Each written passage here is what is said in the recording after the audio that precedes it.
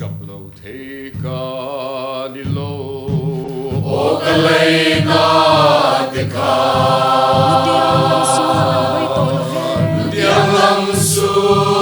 lang an hoi to lo ve biang ari sa kan kai zo ta mo kiran rel to lo ve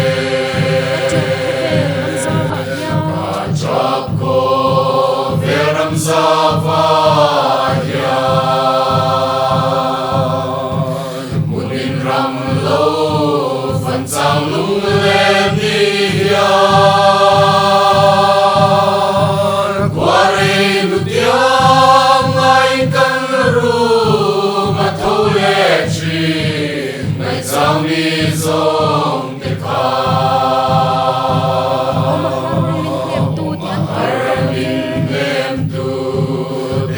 Gir tol ve Janan kwa silwa el pa Tuan le na mukanwa man mele Angel dung tu angi Kacap ko veram zavaya munin ram lo fan sang lung le ni ya kware nu tia mai kan ru ma tho le chi mai chang ni zong te ka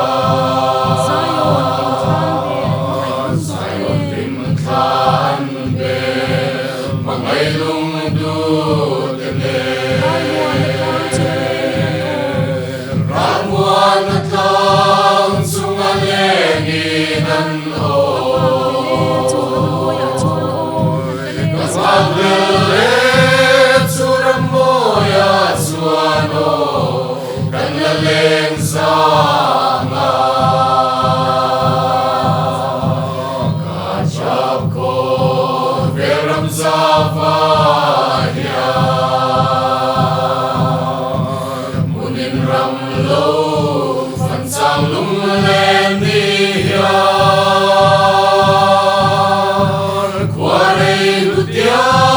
mai kan ru ma tho le chi mai chang ni zong te ka